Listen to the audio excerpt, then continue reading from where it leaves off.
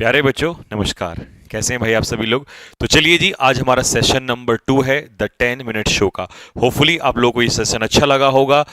और जैसा कि आप लोगों से मैंने वादा किया था कि भाई ये रेगुलर सेशन आप लोगों को मिलेगा और डेली आप इसका होमवर्क करना और रिवीजन करना, ठीक है। तो कैसा लग रहा है कमेंट बॉक्स में इसको लिखकर जरूर बताएं, ठीक है। आपके कमेंट्स जो हैं वो मेरा हौसला और ज़्यादा बढ़ाते हैं कि भाई और ज़्यादा मेहनत करना है, ठीक है। तो भाई चलिए जी स्टार्ट करते हैं, लेकिन उससे पहले जो हमने होमवर्क में कल आपको क्वेश्चन दिया था उसका एक बार मैं फाइनल आंसर बता दूं, क्योंकि हर क्वेश्चन जो मैं आपको छोड़ के जाऊंगा अगले दिन उसका आपको आंसर बताऊंगा, ठीक है। तो भाई क्वेश्चन हमारा क्या है, ये था गेट अक्रॉस। ये पूछा था आप लोगों का स्टेनोग्राफर और सीडीएस में भी पूछा हुआ है ये ऑलरेडी। तो गेट अक्रॉस का मतलब होता है किसी को कोई बात समझाना, ठीक है। टू एक्सप्लेन क्लियरली, या कोई मीनिंग किसी को कन्वे करना। जैसे कि इसमें दिया हुआ है टू मेक समवन अंडरस्टैंड, किसी को कोई बात सिखाना या कोई मैसेज कन्वे करना, है ना, अपनी बात समझाना किसी को। एग्जाम्पल के लिए आसान बना दिया, Sanjeev sir tried to get across the difficult concept to his students. तो अपने स्टूडेंट्स को समझाने की कोशिश की, जो कॉन्सेप्ट था उसको, ठीक है। चलो अब स्टार्ट करते हैं आज का फ्रेजल वर्ब। पहला, जैसा मैंने कहा था पॉज करिएगा, अपना स्कोर बताना मुझे लास्ट में कितना आया, ठीक है। फिर उसके बाद एक्सप्लेनेशन स्टार्ट करेंगे। पहला क्वेश्चन, कैरी आउट, बहुत इंपॉर्टेंट है। देखिए कैरी आउट का मतलब क्या होता है, जब आप किसी काम को पूरा करते हैं, एग्जीक्यूट करते हैं, तो इसे हम लोग कहते हैं कैरी आउट करना। तो इसका आंसर क्या हो जाएगा, सी विल करेक्ट आंसर। समझ लेते हैं। टू परफॉर्म और एग्जीक्यूट अ टास्क, जैसा मैंने कहा किसी कार्य को करना, इसे कहते हैं कैरी आउट, ठीक है। टू परफॉर्म अ टास्क या टू एग्जीक्यूट अ टास्क।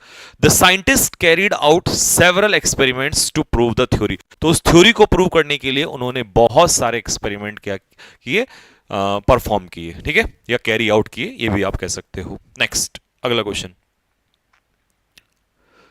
चलिए जी पॉज कर लीजिए। Okay start. Cut down on, क्या है भाई कट डाउन ऑन का मतलब, बेटा इसका मतलब होता है किसी चीज को कम करना, और स्पेशली किसी चीज की क्वांटिटी को कम करना या घटाना। ऑप्शन के हिसाब से अगर देखें तो टू रिड्यूस इसका आंसर हो जाएगा। अब इसको समझते हैं। To reduce the quantity of something, किसी चीज की संख्या या मात्रा को घटाना, ठीक है। हिंदी में भी लिख दिया है, किसी चीज की मात्रा को कम करना। The doctor advised him to cut down on sugar. तो डॉक्टर ने जैसे सलाह देता है कि भाई शुगर कम कर दो, क्योंकि जिन लोगों को प्रॉब्लम होती है शुगर से, तो उनको डॉक्टर ये कहता है कि इसकी मात्रा को कम कर दीजिए, ठीक है। तो कट डाउन ऑन का मतलब है रिड्यूस, ठीक है। नेक्स्ट चलिए, आंसर इसका क्या होगा, टर्न आउट। टर्न आउट का मतलब होता है साबित होना। जैसे हम कहें कि यार मैंने तो उसे गलत सोचा था लेकिन वो तो ईमानदार साबित हुआ, तो ये आप टर्न आउट के लिए यूज करते हैं। तो इसका ऑप्शन क्या होगा, रिजल्ट। या पेपर में अगर ये नहीं आएगा तो कह देंगे प्रूव्ड टू बी, साबित होना, ठीक है। अब इसको समझ लेते हैं एक बार। टर्न आउट ये दिया हुआ है यहां पे, प्रूव टू बी या साबित होना या रिजल्ट होना, निकलना। The weather turn out better than expected, मतलब हमने सोचा था कि यार वहां का मौसम ऐसा होगा, लेकिन वो तो और भी ज्यादा अच्छा साबित हुआ। तो ये आपका है टर्न आउट। टर्न आउट का मतलब है साबित होना, ठीक है। चलिए जी नेक्स्ट, टेक अप। चलिए क्या होगा जी टेकअप। तो टेकअप का मतलब होता है, जैसे ऐसे समझ लीजिएगा, जब आप किसी हॉबी को स्टार्ट करते हैं ना, कोई नया काम स्टार्ट करते हैं, तो उसे कहते हैं टेकअप। जैसे मैंने अपनी लाइफ में अगर बताऊं तो 2020 में रनिंग जो है वो स्टार्ट किया था, तो उसको एज अ हॉबी बना लिया था, ठीक है। तो आई टुक अप रनिंग, ठीक है, एज अ हॉबी इन 2020। तो इसका मतलब है किसी चीज को स्टार्ट करना। तो सी इसका आंसर हो जाएगा, ठीक है। To begin a new hobby या एक्टिविटी, जब आप कोई कार्य शुरू करते हैं, कोई हॉबी स्टार्ट करते हैं, तो उसे हम लोग कहते हैं टेकअप। नया काम या रुचि जो यानी कि हॉबी जो है उसको स्टार्ट करना। नेक्स्ट, अच्छा एग्जांपल भी दे दिया। तो I took up running during the lockdown, यानी कि 2020 में ही दौड़ना जो है पहली बार स्टार्ट किया था, क्योंकि बहुत ज्यादा वेट पुट ऑन हो गया था, ठीक है। तो ये आपका टेकअप हो जाएगा। Next, come across. चलिए आंसर क्या होगा। देखो, मान लो मैं कुछ ढूंढ रहा हूं, ठीक है, लेकिन अचानक से मुझे एक किताब मिली, यार ये तो मैंने बहुत दिन पहले रखी थी, आज ये मुझे मिल गई। तो कम अक्रॉस का मतलब है to get something by chance. जब कोई चीज अचानक से आपको मिल जाती है, इसे हम लोग कहते हैं कम अक्रॉस। टू फाइंड या मीट बाय चांस, किसी व्यक्ति से अचानक से मिले आप, ठीक है, या कोई चीज अचानक से आपको मिल गई, तो इसे हम कहते हैं कम अक्रॉस। ऐसे I came across my friend in the market, ठीक है, मैं अपने दोस्त से मिला अचानक से मार्केट में, ठीक है। अचानक से मिल जाना या दिखाई दे जाना। I came across an old photo album while cleaning, तो सफाई करते हुए मुझे जो है एक फोटो की एल्बम मिली, ठीक। नेक्स्ट,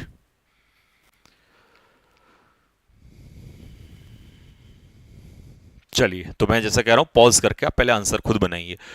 ब्रिंग इन का मतलब क्या होता है? जैसे सरकार आजकल नए नए कानून लेकर आ रही है, तो जब भी नए कानून लाए जाते हैं, ठीक है, इंट्रोड्यूस किया जाता है किसी चीज को, उसे हम लोग कहते हैं ब्रिंग इन। तो इसका ऑप्शन क्या हो जाएगा? That is to introduce. और किस चीज को स्पेशली? क्योंकि ये स्पेशली किसी ना किसी चीज के लिए यूज हो रहे होते हैं। तो किसी लॉ की जब हम बात करते हैं, ठीक है, टू इंट्रोड्यूस समथिंग न्यू, जैसे कोई रूल हो या कोई लॉ हो, तो उसे हम कहते हैं कि भाई इन्होंने ये रूल जो है या ये लॉ जो है ब्रिंग इन किया है, ठीक है, ये नियम जो है लागू किया है। तो लागू करना या पेश करना। द सरकार या द गवर्नमेंट इज प्लानिंग, सरकार योजना बना रही है to bring in new tax reforms. तो जो टैक्स रिफॉर्म्स हैं उनको, जो नए टैक्स रिफॉर्म्स हैं उनको लागू करने की योजना बना रही है। और सरकार तो नई नई रोजाना लाती ही है भारत में, तो आजकल हर दिन कुछ ना कुछ नए रिफॉर्म्स आते ही रहते हैं। चलिए जी, सेटअप, ये तो आपने बहुत बार सुना होगा सेटअप, है ना। सेटअप का मतलब होता है किसी चीज की क्या करना, हाँ, स्थापना करना, यानी कि एस्टेब्लिश करना, किसी चीज की शुरुआत करना। जैसे बिजनेस शुरुआत करते हैं तो इसे कहते हैं सेटअप, ठीक है। टू एस्टेब्लिश समथिंग लाइक जैसे कोई सिस्टम तैयार किया आपने या कोई बिजनेस तैयार किया, स्टार्ट किया, उसे सेटअप कहते हैं, ठीक है, स्थापित करना, शुरू करना।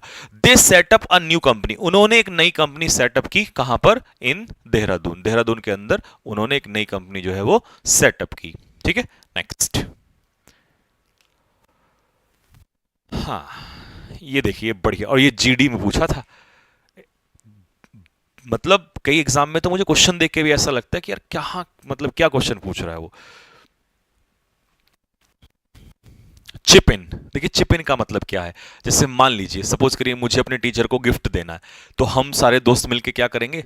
बचपन में तो ये करते थे कि भाई 10 रुपए इकट्ठा कर लेते हैं, तो फिर हम उसको कंट्रीब्यूट कर देते हैं और तब किसी के लिए कोई उपहार देते थे। तो इसका मतलब होता है डोनेट करना, एक तरीके से कंट्रीब्यूट करना। तो चिप इन का मतलब होता है टू कंट्रीब्यूट, ठीक है, टू कंट्रीब्यूट मनी या टू कंट्रीब्यूट एफर्ट्स और हेल्प टुवर्ड समथिंग। तो जब आप मिलके किसी की सहायता करते हैं तो उसे कहते हैं चिप इन, ठीक है। योगदान देना, चाहे वो पैसे का हो, मिलके समय का हो, या मदद किसी भी रूप में।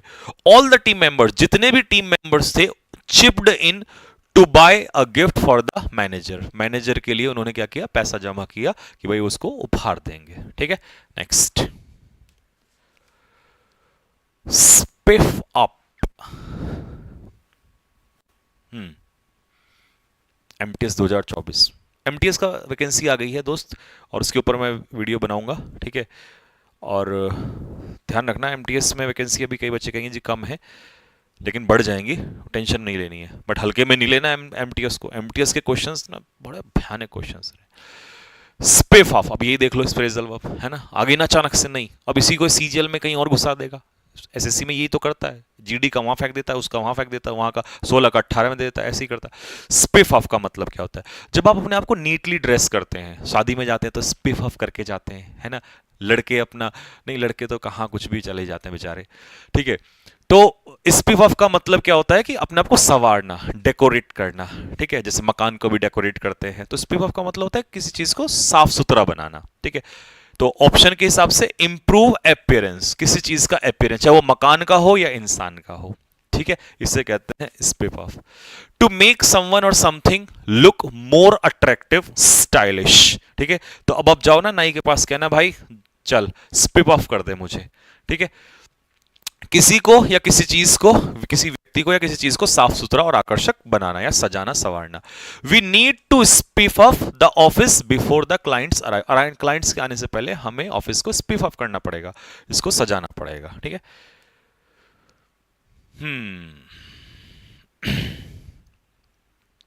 कम डाउन विद,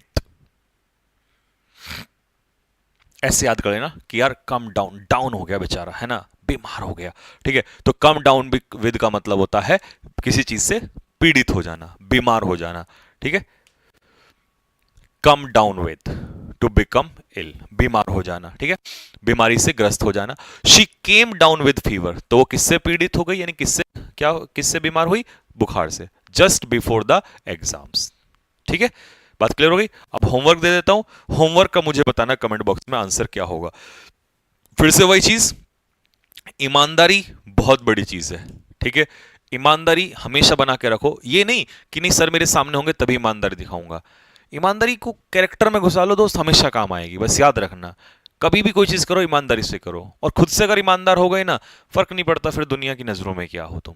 ठीक है, खुद से ईमानदार हो जाओ, ये तुम्हारे कैरेक्टर में बिल्ड हो जाएगी। फिर काम के प्रति हो या इंसान के प्रति, हमेशा ईमानदार रहोगे। तो ईमानदारी से मुझे कमेंट बॉक्स में इसका आंसर बताना, ले ऑफ का क्या है, मतलब इसका क्या आंसर है।